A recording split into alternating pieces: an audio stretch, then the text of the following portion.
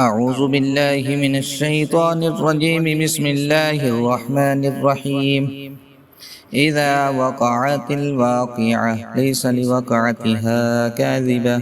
خافضة رافعة. إذا رجت الأرض رجا وبست الجبال بسا فكانت هباء منبثا وكنتم أزواجا ثلاثة فأصحاب الميمنة ما أصحاب الميمنة وأصحاب المشأمة ما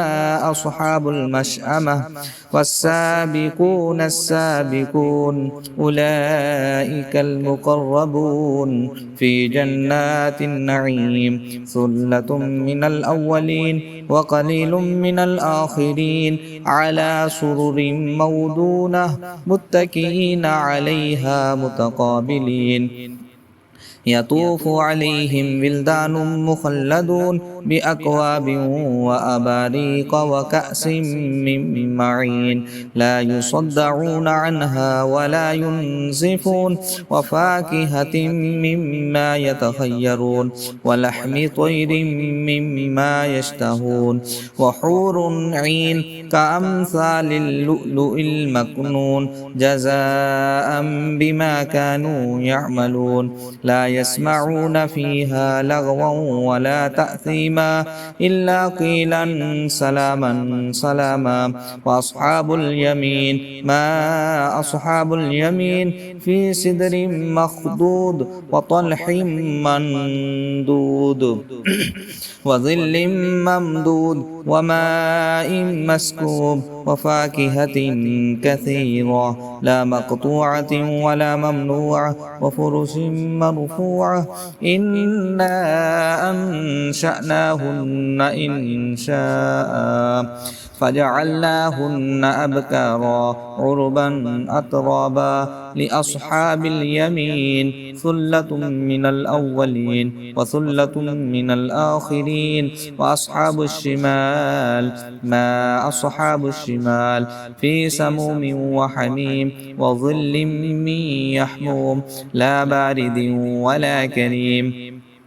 إنهم كانوا قبل ذلك مترفين وكانوا يصرون على الحنث العظيم وكانوا يقولون أئذا متنا وكنا ترابا وعظاما أئنا لمبعوثون أو آباؤنا الأولون قل إن الأولين والآخرين لمجموعون إلى ميقات يوم معلوم ثم إنكم أيها الضالون المكذبون لآكلون من شجر من زقوم فمالئون منها البطون فشاربون عليه من الحميم فشاربون شرب الهيم هذا نزلهم يوم الدين نحن خلقناكم فلولا تصدقون أفرأيتم ما تمنون أأنتم تخلقونه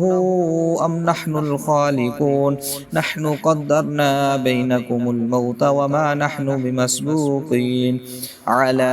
أن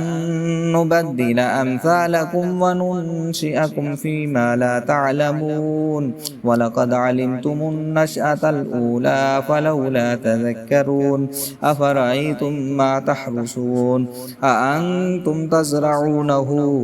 أم نحن الزارعون لو نشاء لجعلناه حطاما فظلتم تفكهون إنا لمغرمون بل نحن محرومون أفرأيتم الماء الذي تشربون أأنتم أنزلتموه من المزن أم نحن المنزلون لو نشاء جعلناه أجاجا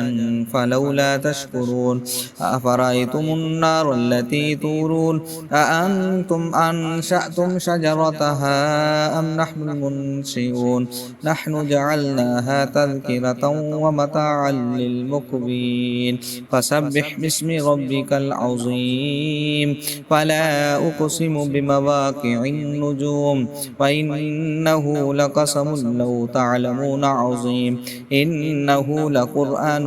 كريم في كتاب مكنون لا يمسه إلا المطهرون تنزيل من رب العالمين أفبهذا الحديث أنتم مدهنون وتجعلون رزقكم أنكم تكذبون فلولا إذا بلغت الحلقوم وأنتم حينئذ تنظرون ونحن أقرب إليه منكم ولكن لا تبصرون فلولا إن كنتم غير مدينين ترجعونها إن كنتم صادقين فأما إن كان من المقربين فروح وريحان وجنة نعيم وأما إن كان من أصحاب اليمين فسلام لك من أصحاب اليمين وأما إن كان من المكذبين الضالين فنزل من حميم وتصلية جحيم إن هذا لهو حق اليقين فسبح باسم ربك العظيم